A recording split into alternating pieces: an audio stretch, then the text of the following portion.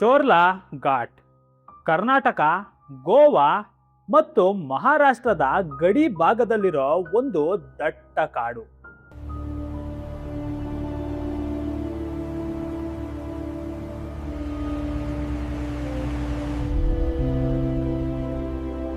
October 2025ರ ಒಂದು ರಾತ್ರಿ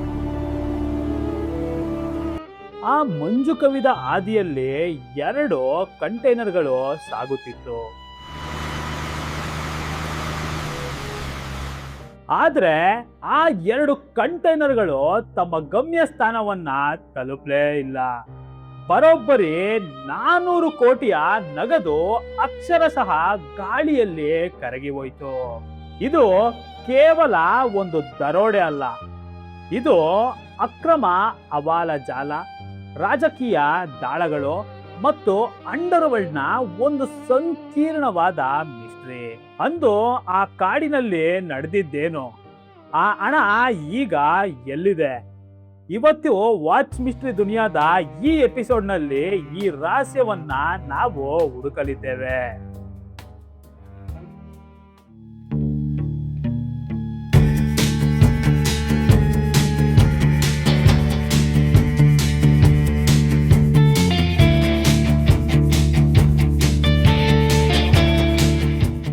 ಪ್ರತಿದಿನ ಸಾವಿರಾರು ವಾಹನಗಳು ಈ ಚೋರ್ಲಾ ಘಾಟ್ ಮಾರ್ಗವಾಗಿ ಸಾಗುತ್ತದೆ.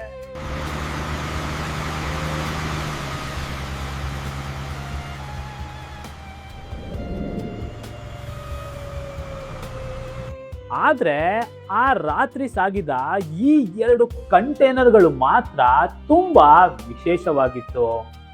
ಹವಾಲ ದಂಧೆಯ ಕೋಟಿಗಟ್ಟಲೆ ಹಣವನ್ನ ಸುರಕ್ಷಿತವಾಗಿ ಗುರಿ ಮುಟ್ಸೋದಿಕ್ಕೆ ಆ ಕಂಟೈನರ್ಗಳು ಆತುರದಿಂದ ಸಾಕ್ತಿತ್ತು.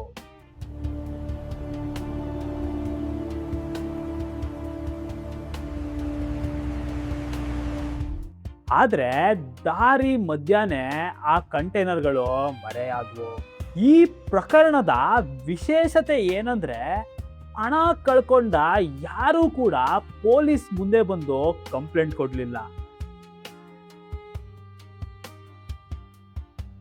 ಯಾಕೆ ಗೊತ್ತಾ? ಯಾಕಂದ್ರೆ ಅವರು ಕಳೆದುಕೊಂಡಿದ್ದು ಕಪ್ಪು ಹಣ.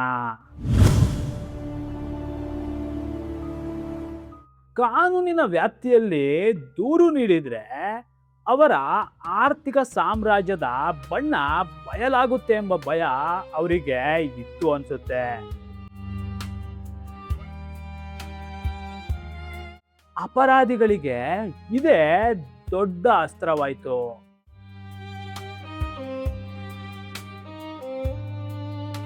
ಈ ಪ್ರಕರಣ ತನಿಖೆಯಾದಾಗ ಸಿಕ್ಕಿದ್ದು ಶಾಕಿಂಗ್ ಮಾಹಿತಿ. ನಾಸಿಕ್ನಲ್ಲಿ ನಡೆದ ಒಂದು ಅಪಹರಣ ಮತ್ತು ಚಿತ್ರಹಿಂಸೆಯ ಪ್ರಕರಣವನ್ನ ಪೊಲೀಸರು ತನಿಖೆ ನಡೆಸುವಾಗ ಅವರಿಗೆ ಈ 400 ಕೋಟಿ ಕಂಟೈನರ್ನ ದರೋಡೆಯ ಸುಳಿವು ಸಿಕ್ಕುತ್ತೆ. ಸಂದೀಪ್ ಪಾಟೀಲ್ ಎಂಬಾತನ ಬಂಧನ ಈ ಕೇಸಿನ ಗತಿಯನ್ನೇ ಬದಲಾಯಿಸ್ಬಿಡ್ತು. ಹಾಗೆ ದರೋಡೆ ಮಾಡಿದವ್ರು ಎಲ್ರು ಯಾರೋ ದಾರಿ ಹೋಕರಲ್ಲ, ಅವರು ದೊಡ್ಡ ದೊಡ್ಡ ಬಿಲ್ಡರ್ಗಳು, ಹವಾಲ ಆಪರೇಟರ್ಗಳು ಹಾಗೂ ಈ ವ್ಯವಸ್ಥೆಯೊಳಗಿರೋರೇ ಆಗಿದ್ರು. ಹಣವನ್ನ ಕಂಟೈನರ್ ಸಮೇತ ಕಬಳಿಸಲು ಅವರು ಹಾಕಿದ್ದ ಪ್ಲಾನ್ ಎಷ್ಟು ನಿಖರವಾಗಿತ್ತಂದ್ರೆ ಅದು ಪೊಲೀಸ್ ಇಲಾಖೆಯನ್ನೇ ದಾರಿ ತಪ್ಪಿಸಿತ್ತು.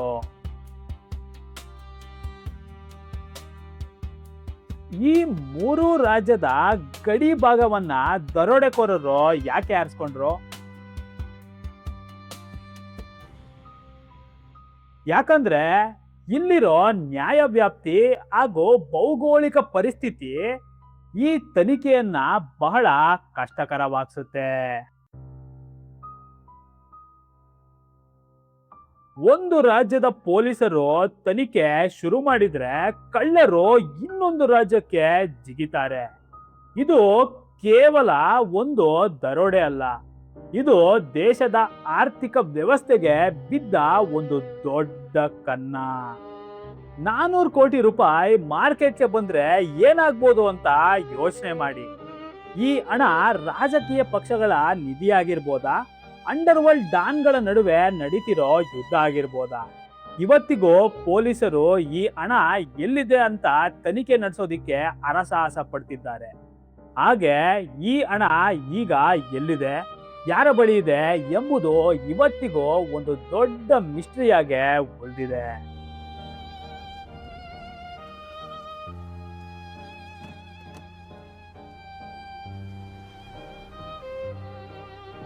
ಈ ದರೋಡೆ ಸಾಬೀತುಪಡಿಸೋದೇನಂದ್ರೆ ಇಷ್ಟು ದೊಡ್ಡ ಅಕ್ರಮ ಹಣ ನಮ್ಮ ಕಣ್ಣು ಮುಂದೆನೆ ಚಲಾವಣೆ ಆಗ್ತಿದೆ.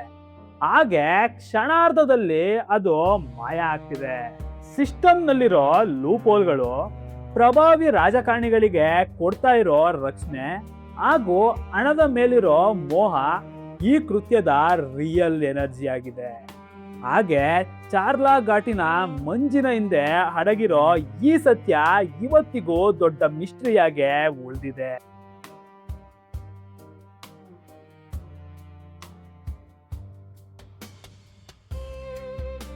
ಸತ್ಯ ಯಾವಾಗ್ಲೂ ನಿಗೂಢವಾಗೇ ಇರುತ್ತೆ.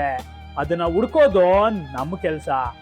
400 ಕೋಟಿ ರೂಪಾಯಿ ಒಂದು ಕಂಟೈನರ್ನ ತುಂಬ ಇರೋ ಹಣ ಮಾಯವಾಗೋದು ಸಾಮಾನ್ಯ ವಿಷಯನಾ? ಈ ಹಣನ ದೋಚಿದ್ದು ಗ್ಯಾಂಗ್ಸ್ಟರ್ಸ್ಗಳ ಅಥವಾ ಸಿಸ್ಟಮ್ ಒಳಗಿರೋರ? ನಿಮ್ಮ ಅನಿಸಿಕೆಯನ್ನ ಕಮೆಂಟ್ ಸೆಕ್ಷನ್ ಅಲ್ಲಿ ತಿಳಿಸಿ. ಹಾಗೆ ಇದೇ ತರ ಇನ್ನಷ್ಟು ರಹಸ್ಯಕಾರಿ ವಿಡಿಯೋಗಳಿಗಾಗಿ ಲೈಕ್ ಮಾಡಿ, ಶೇರ್ ಮಾಡಿ, ಸಬ್ಸ್ಕ್ರೈಬ್ ಮಾಡಿ, ಸಪೋರ್ಟ್ ಮಾಡಿ. ವಾಚ್ ಮಿಸ್ಟ್ರಿ ದುನಿಯಾ.